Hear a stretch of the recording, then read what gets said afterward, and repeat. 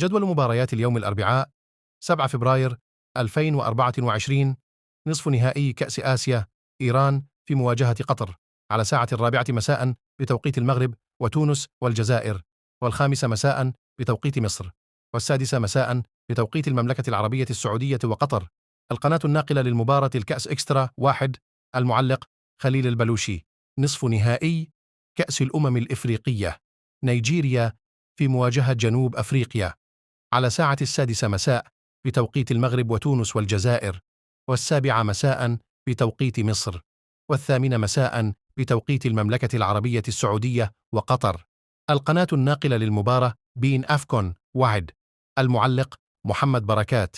نصف نهائي كأس الأمم الإفريقية، ساحل العاج في مواجهة جمهورية الكونغو على ساعة 9 مساء بتوقيت المغرب وتونس والجزائر، والعاشرة مساء بتوقيت مصر، وال11 مساء بتوقيت المملكة العربية السعودية وقطر. القناة الناقلة للمباراة بين أفكون 1. المعلق علي محمد علي.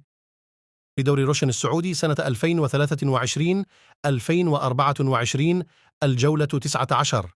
الطائي في مواجهة الاتحاد على ساعة 7 مساء بتوقيت المغرب وتونس والجزائر، والثامنة مساء بتوقيت مصر، والتاسعة مساء بتوقيت المملكة العربية السعودية وقطر. القناة الناقلة للمباراة SSC سبورت 5 HD. المعلق رؤوف خليف.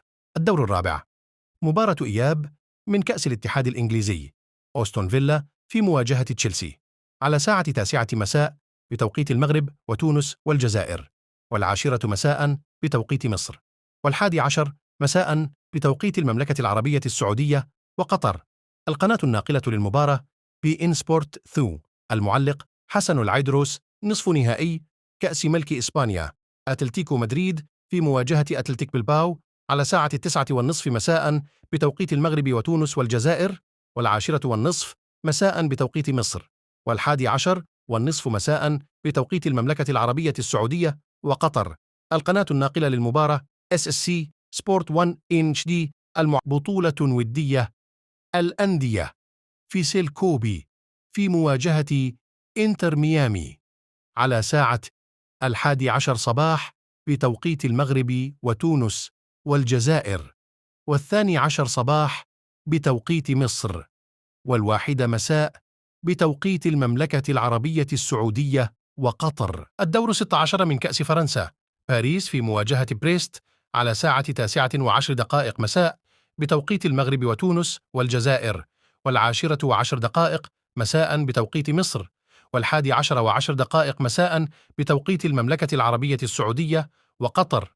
القناة الناقلة للمباراة بي إن سبورت 1. المعلق عامر الخذيري.